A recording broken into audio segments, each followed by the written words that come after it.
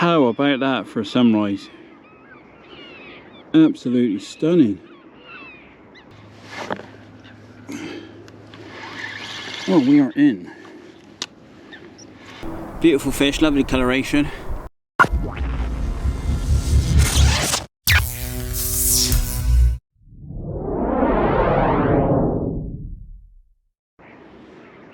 So I've come to a Somerset reservoir. This is Cheddar Reservoir.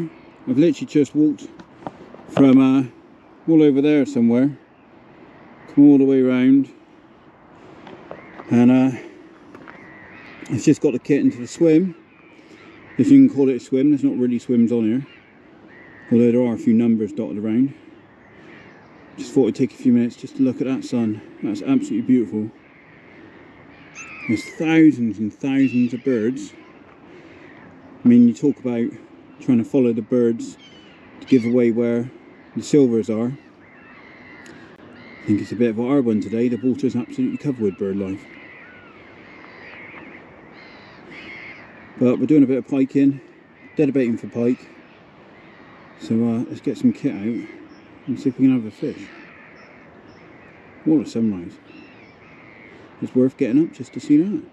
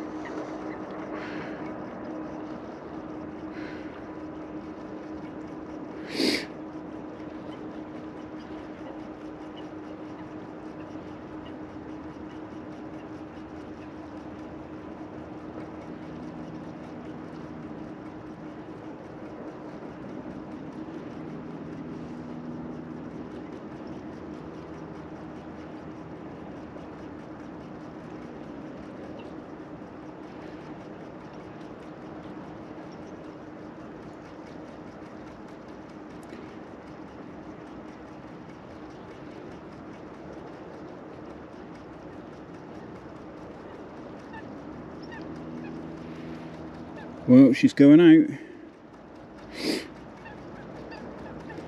I've never taken her very far.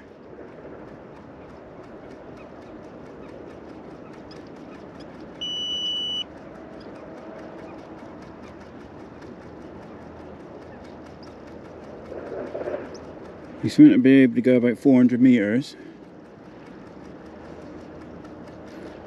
I've got no idea how far out she is at the moment.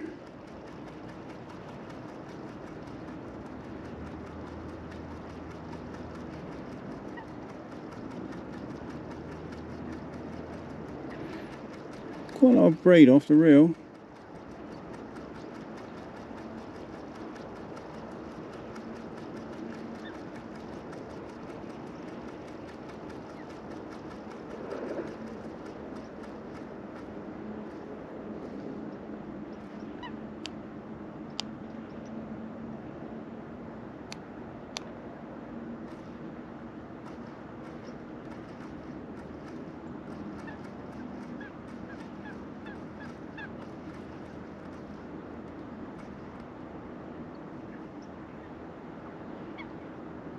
And that is down.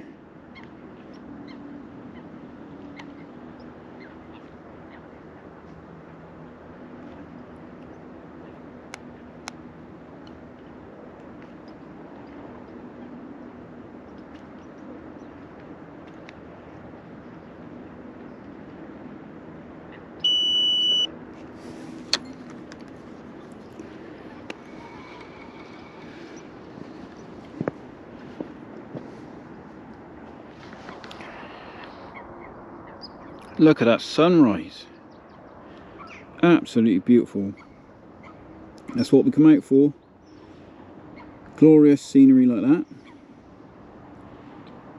Well, sat behind the rods. Look at that.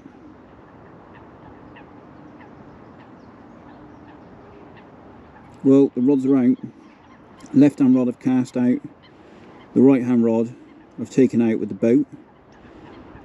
Myself and Hugh invested in a boat middle of this year for the bloggers match. We went to Todber Manor, and we knew we might be fishing up against the islands with small little beds of bait, so we decided to get ourselves a boat. It's a cheap one, 200 quid-ish, and to be fair, it's really good. It's from Future Carping. It's called the Acre bait boat, and so far we've been pretty impressed with it. We've only used it a couple of times, but it did alright for the carping, and it's just about got a dead bait out there. It's not really designed for dead baits, if I'm honest. It's more of a small bait boat for like your little carp rigs and stuff, but it's done the job, I hope. So yeah, hopefully one of those rods will go off. Oh, which has had a bit of indication. Yeah, the rod top's bouncing.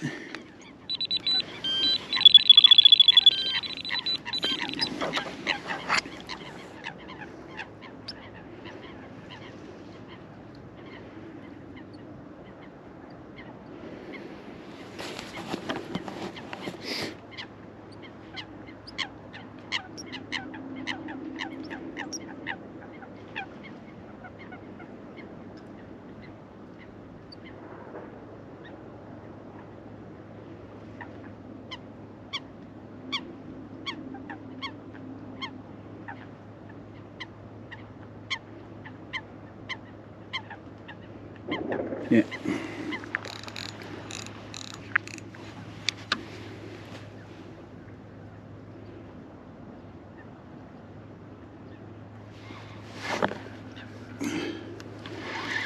Oh, we are in.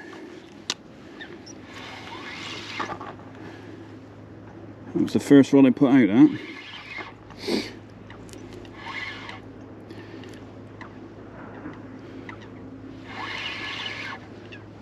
Does not feel very big, and it's not doing a lot.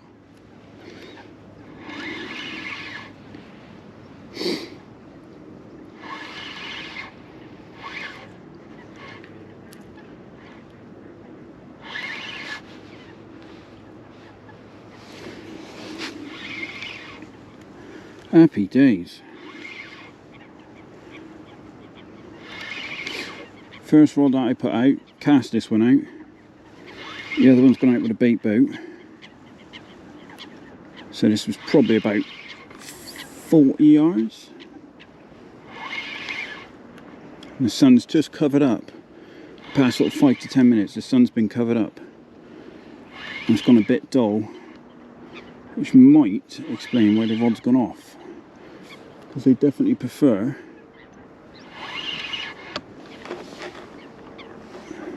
darker conditions.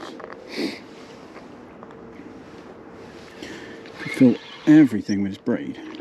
Hello. Happy days. Go on.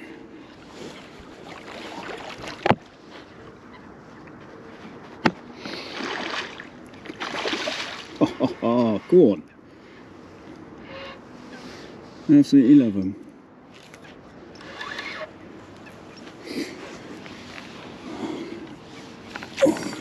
That's netting. Oh, job done.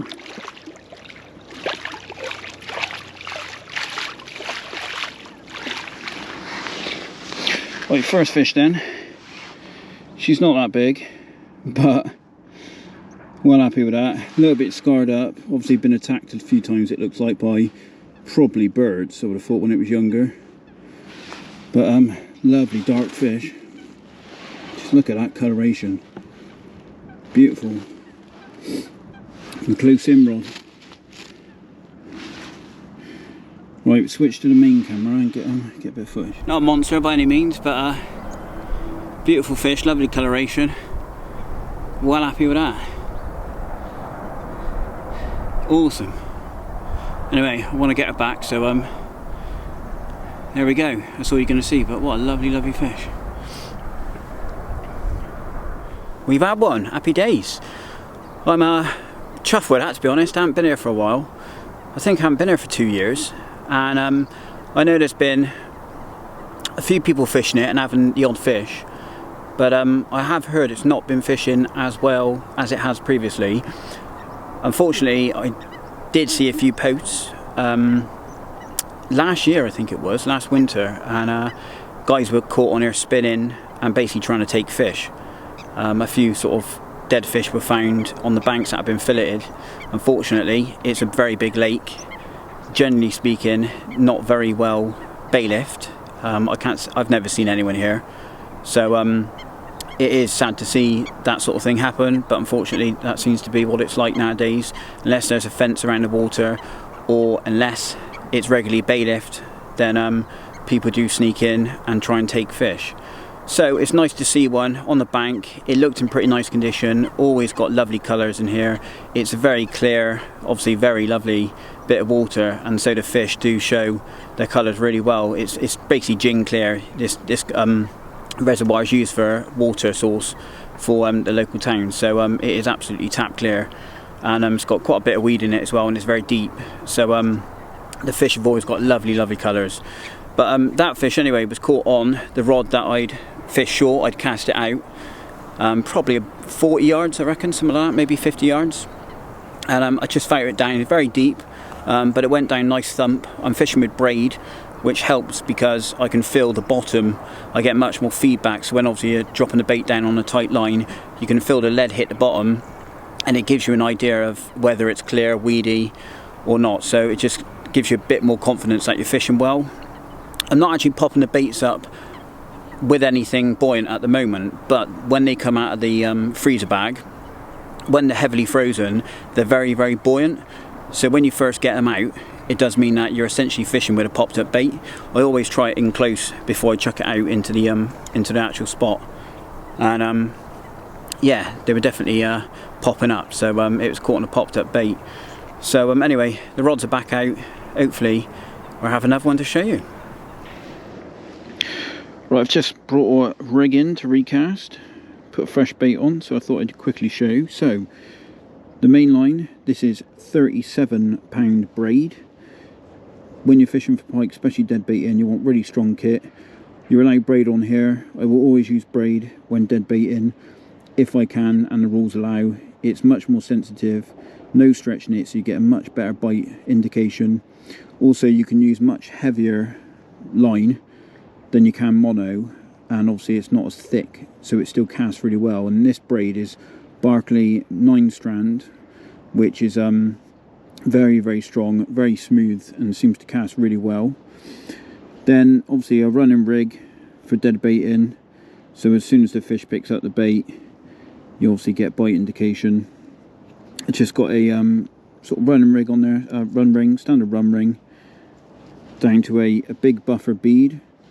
And what I do is basically push the big buffer bead over a large snap link, which sits on there lovely like that. It's nice and tidy. I use a snap link because basically if I get a fish, I don't want to have to bring the rod up onto the bank, so I can just unhook the snap link, leave the fish with the trace, put the rod out of the way so I don't go breaking any carbon, and it obviously makes the job a lot easier. I can bring the fish safely up onto the unhooking mat then, which obviously I've got over there ready to go. It just makes things a lot easier. Also, if you catch a fish and you get a kinked trace or the hooks get burred over and you want to replace it, obviously it just means you can quickly chuck on one of your pre-made traces, which I've got in my rig bin, and just put another one straight on so you can get back to fishing nice and quick. Also, when you get to the lake, it means you can have this section already tied up, ready to go in your rod bag, and when you get there again, just get a trace out, put a bait on it, and you're good to go. The trace itself is usually between 15 and 18 inches, and that's 34-pound Drenum. I can't remember what it is, but I know it's the Drenum wire. I've got it partly crimped and partly whipped on. It's just how I tend to do it. I've got size 4 Drenum trebles, nice big hooks. I always use big hooks with dead baits because you want to get a decent hook hold. These are semi-barbed, so one hook on these out of 3 has a barb, and that is basically used for holding on the bait. I never use barbed hooks for pike fishing. It makes it so hard to get the hooks out, and if you do end up losing a fish, which you shouldn't, it makes it a bit easier for them to get rid of the trace. And that's about it really. The lead link, so this is something I picked up a long time ago off of Mick Brown, who's a bit of a legend in the old piking world in the UK. And it's basically, I use a link about the same length as what the trace is for the lead. And the reason for that is basically when you've got a bait on there, those two are about the same distance, which means when you cast them out, you're casting against the weight of both the bait and the lead, which means you get a much better cast. If you have the lead tied directly onto the ring with like a little snap link, you're only casting against the weight of the lead, and when you cast it through the air, it does not cast very well. It's okay for close range work, but it doesn't work when you're trying to cast it out further. Also, what the link allows you to do, so if you're using a buoyant bait, which I tend to do, it allows the bait to then sit up off the bottom like that. So you might tighten that down, and it just allows that bait to sit up off the bottom. So you can potentially fish this a couple of foot off the deck, which means if you've got a weed out there, it fishes above the weed. So it works really well. And then with the bait, I'm just using a frozen bait, and while these are still frozen, they're actually buoyant. So I don't have to add any extra buoyancy to them. Sometimes you can use like polyballs or balsa sticks that go inside the baits, but because these are still frozen really nicely, they actually pop up anyway. And then there we go, we're good to go.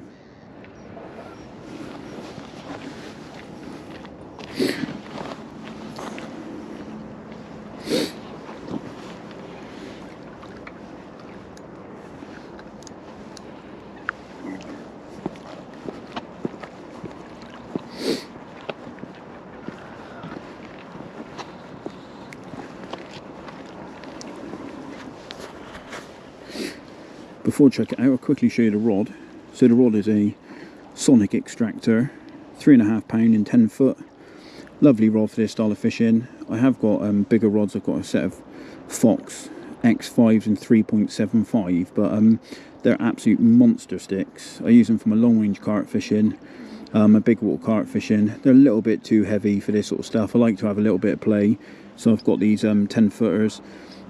They're a little bit short, to be fair, but it means I can actually use them if I ever go in a boat anywhere. I've done a bit of fishing on Chew, so I can use them in a boat nicely. And I've got the little bait boat today, which means if I want to go really long, I can just slip it in the bait boat, so the length of rod doesn't matter too much. And yeah, that's the kit. It's nice and heavy, nice and strong. The reel's the Fox FD 10,000. It's like a mini big pit essentially, but it balances really well on this setup. So anyway, let's sling it out into the pond.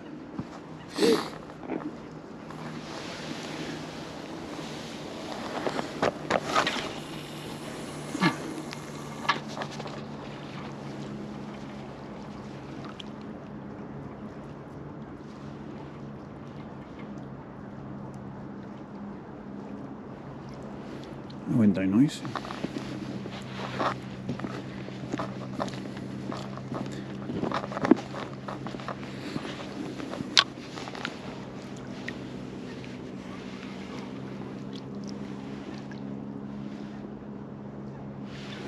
Happy days. Right, make sure the braid's sunk nicely before you put it in a rest. And make sure you wind down nice and tight and got contact with the actual bait itself.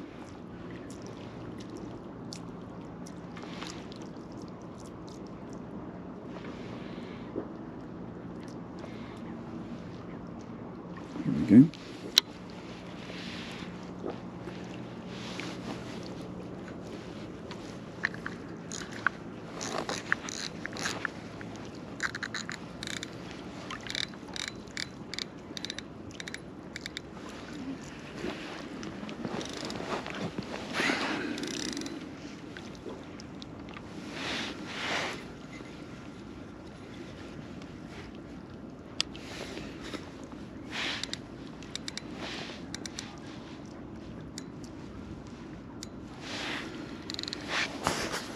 Right, there we go, we're wearing down nice and tight. And then I've just got a drop off indicator. So basically fishing open bail arm like that. And you just nick the line into the drop off indicator. And basically when you get a fish will just pull that out, that will drop down, which is why it's called a drop off, and give you some indication. And then obviously I'm fishing it on a alarm, so you're obviously going to get the audio indication from the bite alarm. And that is it, nice and simple, works really well. And yeah, if you're looking at doing a bit of piking, dead baiting on a still water or whatever, then that's how you want to go setting it up. Alarm on, ready for action.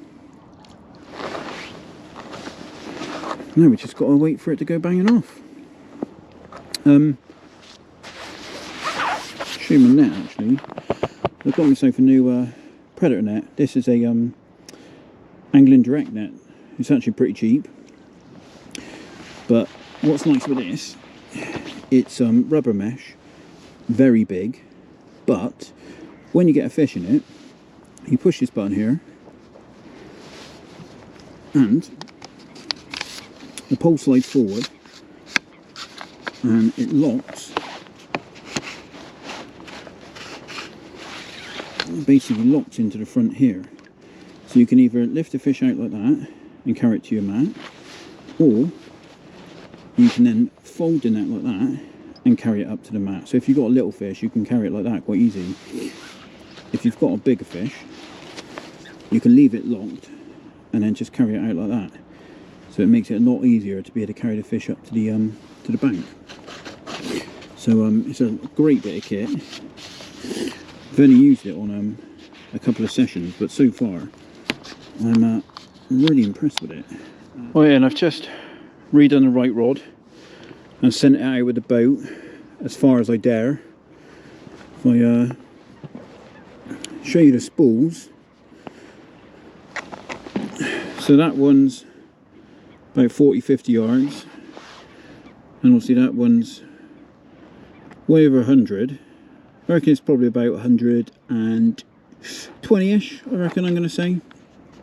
But anyway, I've boated that one out, and I've put a load of chopped up leftover dead baits. So the baits that I've been using, and they've gone soft, I've chopped them all up and put them in with the dead bait obviously attached to the rig, and I've sent it out there basically just to pump in a load more tractors, a load more central, try and draw the fish in.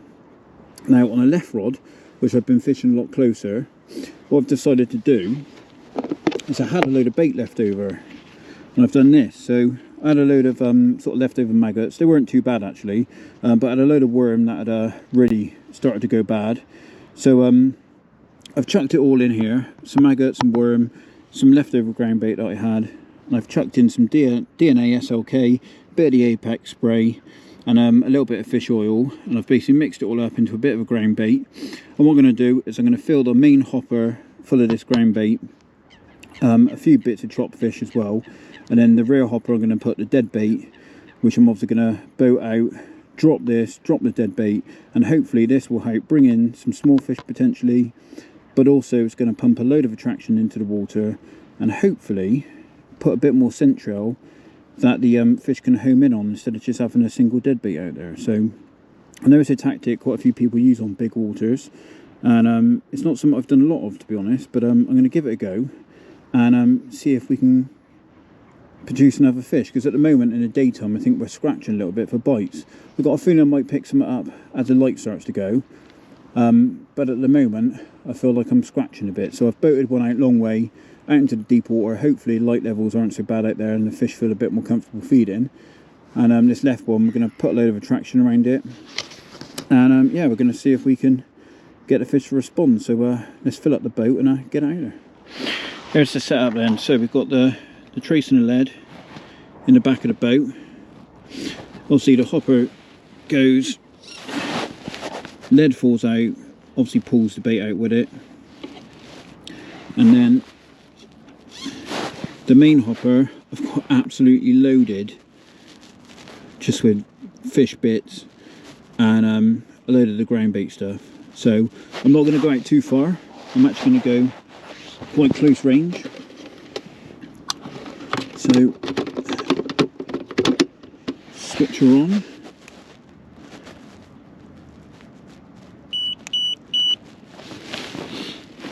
Make sure we have contact. Okay, let's drop her in. Right, make sure that's all nice and straight.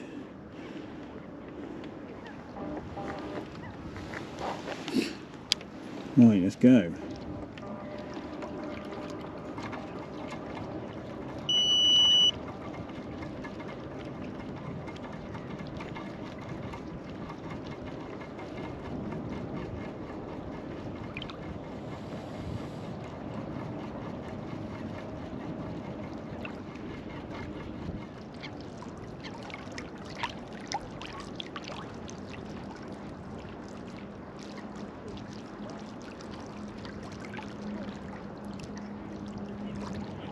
Boom, she's down.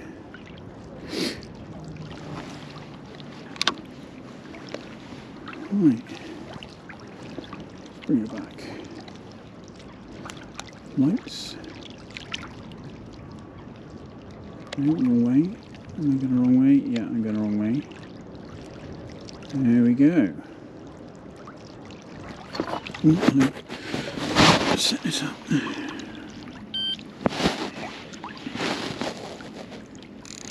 Make sure it's nice and tight.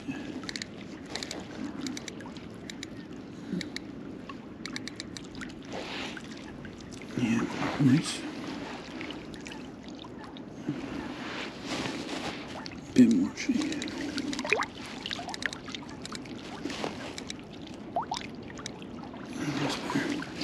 Right, that's nice and tight. Bang in the clip. Make sure it's set up alright. Yeah, that's good. And we're in action. Well, I just had a few beeps. It's the first time that rod's had a touch. Could be that weed.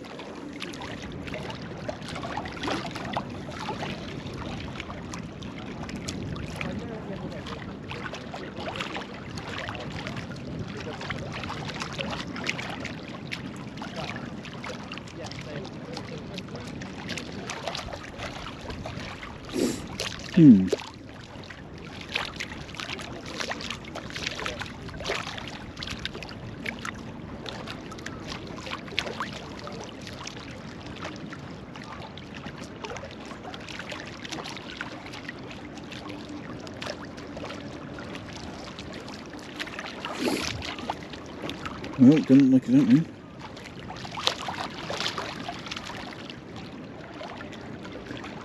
Thought it was going to go down. Thought it was going to be my end of the day bite.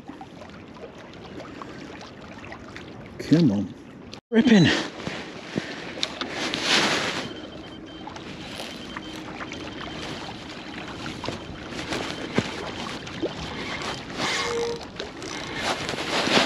What the hell's going on? You've got to be joking. Holy shit, I've got a double bite.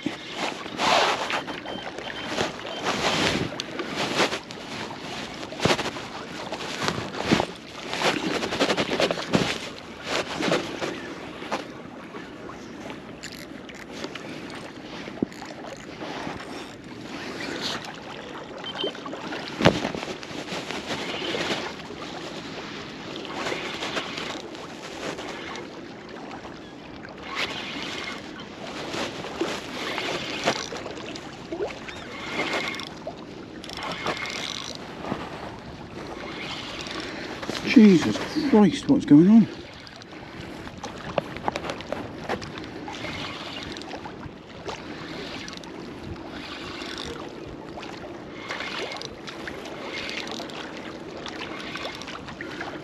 I don't know if that was a double bite or whether that's just pinged out from this other bite.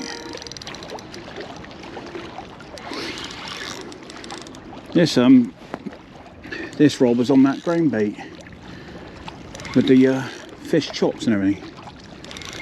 Which is interesting. Don't know how well you can see this. I can't see the GoPro very well. I was literally just packing some of my kit away. Oh, he's trying to get into the weed.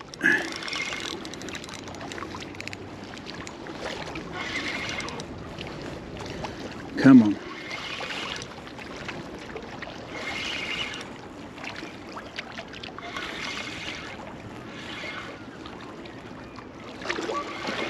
Oh, there he is.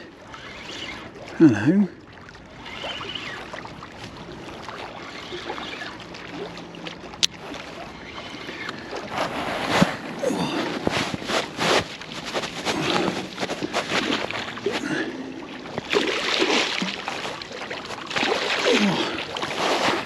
Boom.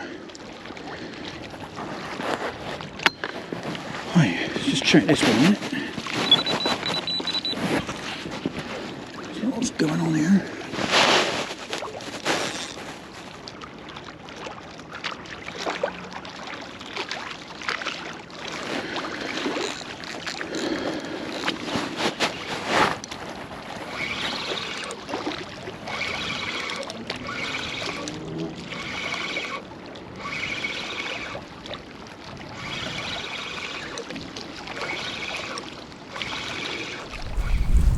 It might be a bit bright, but I've had another one and it's a double.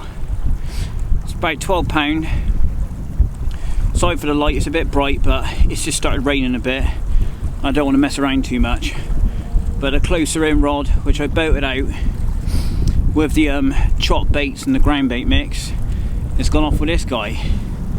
So happy days. I thought I had a double take, but I think the right hand rod pinged out the drop off indicator, and because it was a tight line, it just peeled off a little bit of line off the spool when I thought it was away, so I ended up striking the other rod as well just to be on the safe side, but turns out it wasn't anything. But anyway, second fish. I thought I might have one at the end. Nice double. Happy days. I need to get back packed down now anyway, and it's going to be time to go home. So we're back in the van. Really enjoyed that session. It was nice to finish on a double. Unfortunately, it did start raining, so I got a bit wet at the end. But anyway, it was a really nice day. Really enjoyed it. It's a shame I didn't have anything during the main part of the day, and it was just first thing in the morning and last thing on the evening. But that is normally what predator fishing can be like. So I hope you liked the video. If you do, please subscribe to the channel. We're going to be putting out more content if we can, but it's going to be of a much more raw style like this video, which is something we haven't really done a lot of in the past. I think it does suit the style of fishing we're doing with the predator stuff, much more sort of action based, wearing the GoPro, so hopefully you do like it. So like I said, subscribe to the channel, and yeah, give it a thumbs up as well if you do enjoy it. Remember to check us out on Instagram at The Fishing Bloggers. You can follow us on Facebook as well, The Fishing Bloggers TV. We put up loads of content on there, especially on the Instagram. We obviously update the story when we're on the bank, so it's sort of a bit more sort of current content. But anyway, one thing I would say, if you're planning to come to Cheddar Reservoir and you park in the Axbridge car park, do not load your barrow before you get here, because you can't get any, there's no barrow access. It's like a turnstile kind of gate. You have to lift it over a little fence, so get everything up together, but remember you're going to have to load your barrow up, well, lift the barrow over the fence, then load it up before you can actually make off to the swim. So there's a little gate at the top of the hill as well, so if you've got a massive barrow you won't get through. I've got a Fox Explorer and it goes through, so just as long as you don't make it too wide you will be fine. But if you've got a really big barrow, then you're not going to get through the gate at the top either, so just take that into account. It might be worth just trying to carry your kit, to be fair, instead of having a barrow. If you've got a big barrow and you know you're not going to be able to get through, I would just carry your kit on your back and just travel light. But anyway, hope you liked the video. Thanks for watching. We'll see you again soon. If you're getting out, be lucky. And yeah, get out there and have a few.